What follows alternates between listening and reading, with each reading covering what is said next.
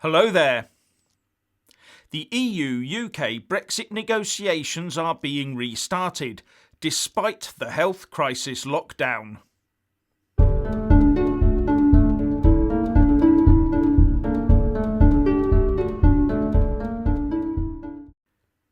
Firstly, as ever, please kick that YouTube algorithm up the rear by giving this video a big fat like. And I'm always uploading new content, so please do check my YouTube channel daily. The health crisis initially froze the Brexit negotiations and took out a couple of the main players. But now that they've recovered and we are all getting used to the new normal of a lockdown and social distancing, the EU Brexit negotiator Michel Barnier, who has now recovered from the illness, and his UK counterpart David Frost, who self-isolated after suffering symptoms, are meeting on a remote basis this afternoon to agree a timetable for the remainder of the talks. However, the health crisis is still at the forefront of minds, and yesterday the EU Commission said it would be amenable to an extension of either 1 or 2 years to the talks, as provided for in the Withdrawal Agreement treaty, with a spokesman saying, "The Withdrawal Agreement provides the possibility to extend the transition period by 1 or 2 years. We have always said that we are ready to discuss such an extension." But Number 10 has been adamant that an extension to the implementation period is not an option. And at yesterday's daily crisis briefing, the Chancellor of the Exchequer, Rishi Sunak, said that he was confident that the talks would be concluded by the end of 2020. And he said, "We remain committed to the timeline that we set out to conclude those talks by the end of this year." And that gives us a little over 8 months, to the point where we either leave with a deal or we use the World Trade Organization arrangements, the so-called no deal that our pro-EU lobby hates so much. And because of this, the feeling seems to be on the Brussels side that the UK will end up requesting an extension to the implementation period. But writing in The Spectator, James Forsyth says that the UK will not be making any such request, and further, that no one on the inside appears to be talking about it at all. On the basis, it seems, that if a deal can be done, then it can be done in the next few months. Now, any extension must be agreed before the end of June, under the terms of the Withdrawal Agreement treaty, and if no agreed extension is in place of either 1 or 2 years, then we leave the EU on the 31st of December, come what may. Therefore, expect to see the new Labour Party leader and well-known EU lover Keir Starmer ramping up calls for an extension in the coming weeks, which may be one of the reasons he stuffed his new cabinet with those who supported Remain during the Brexit process, the passionate firepower approach, or in most of their cases, the damp squib approach. But the good news for the rest of us is, at least the lockdown will prevent pro-EU rejoined politicians herding back and forth across the channel in their quest for more legal instruments and plots with which to derail Brexit. But they will obviously be given oodles of airtime by the likes of the UK and Brexit-hating BBC as they try to argue their case for staying trapped in the European Union. But as Brexiteer lawyer Shankar Singham says in an article in Conservative Home, that would be a grave mistake and also a trap.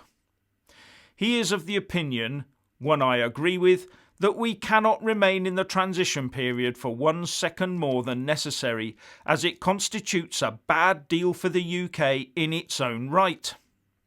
We would continue to be confined by single market and customs union rules and would still be prevented from striking our own trade deals.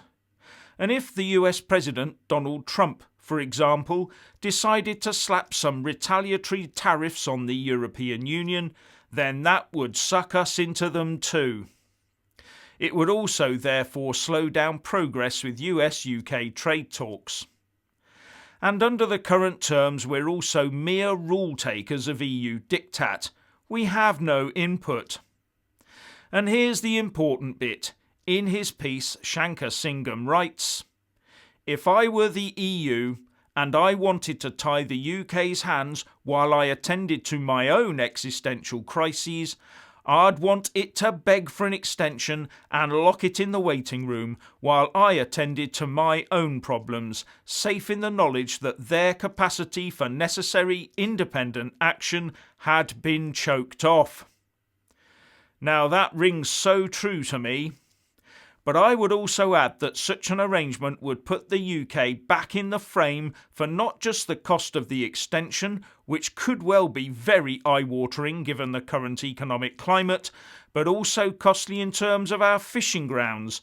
And most importantly, we'd still be on the hook for any bailout that the Eurozone requires when it starts imploding.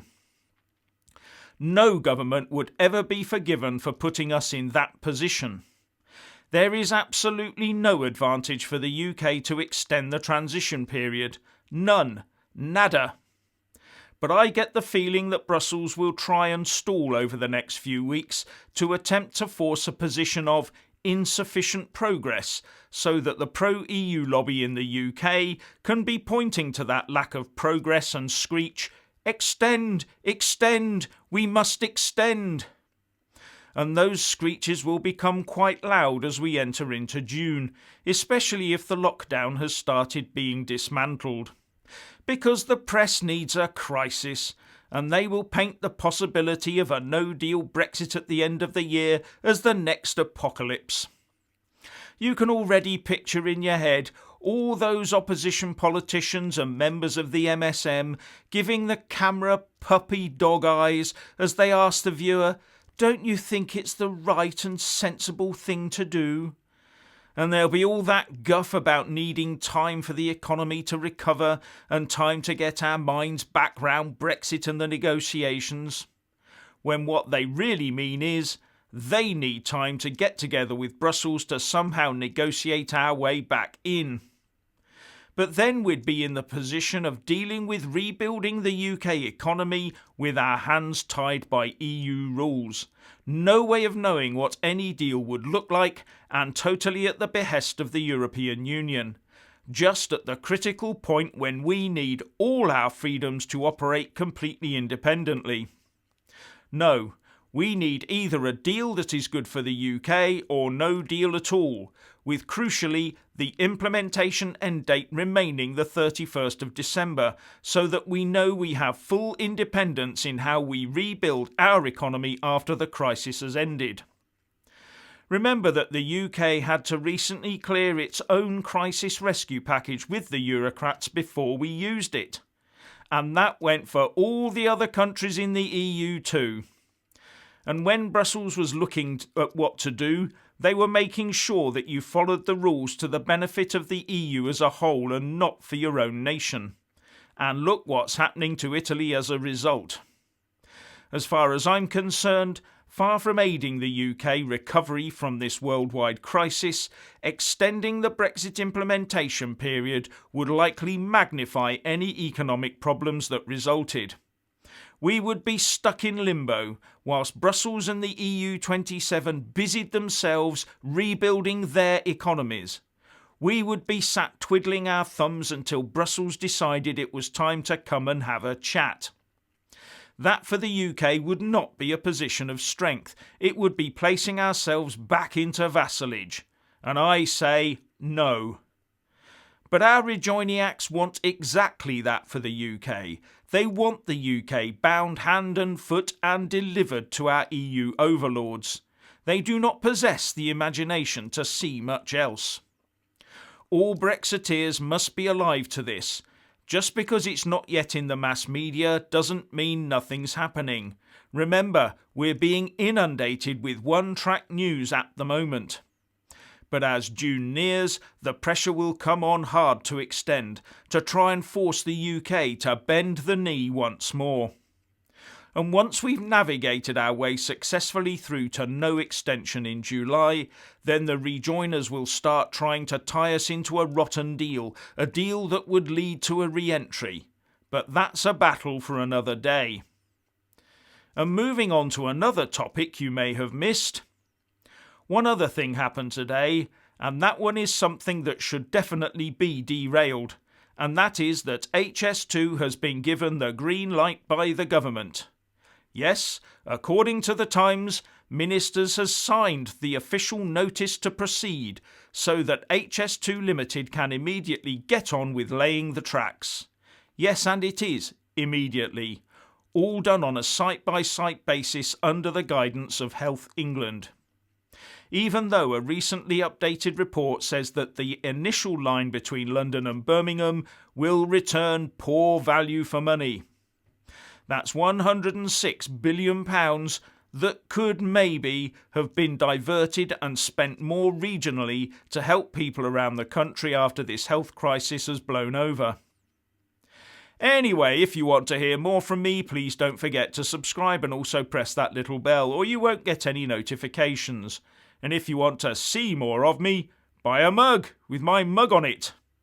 So, what do you think about this Brexit extension thing?